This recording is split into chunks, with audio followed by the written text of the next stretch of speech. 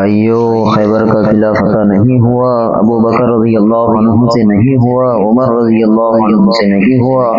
آپ صلی اللہ علیہ وسلم نے فرمایا کہ کل جھنڈا اس کو دوں گا جو اللہ اور اس کے رسول صلی اللہ علیہ وسلم سے پیار کرتا ہے، اور اللہ اور اس کا رسول بھی اس سے پیار کرتے ہیں کی محبت۔ عمر رضی اللہ عنہ نے فرمایا کبھی بھی عمارت اور حکومت کی خواہش بھی دل میں پیدا نہیں ہوئی، آج خواہش پیدا ہوئی کہ کاش جھنڈا مجھے مل جائے، کیونکہ آپ صلی اللہ علیہ وسلم نے جو ارشاد فرمایا یہ بہت بڑی گواہی ہے کہ اللہ اور اس کا رسول اس سے پیار کرتے ہیں، جو اگلے دن فرمایا کہ آپ صلی اللہ علیہ وسلم نے علی رضی اللہ عنہ کہا ہے، علی رضی اللہ عنہ کی آنکھیں خراب تھی،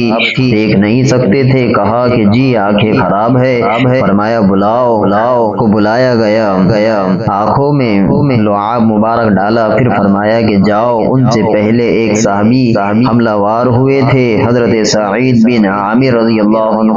بہت بڑے صحابی ہیں، مخالفین کے حملے سے شہید ہو گئے، ان کافروں میں سے ایک دندناتا ہوا آیا کہ کوئی ہے میرے مقابلے میں وہ مرحب ہوں جس کو خیبر جانتا ہے، ہتھیاروں کا آزمایا ہوا ہوں۔ تو حضرت علی رضی اللہ عنہ جواب میں آگے بڑھے، میں بھی آ رہا ہوں، جس کا نام اس کی ماں نے حیدر رکھا ہے، حیدر شیر کو کہتے ہیں، شیر کی عربی زبان میں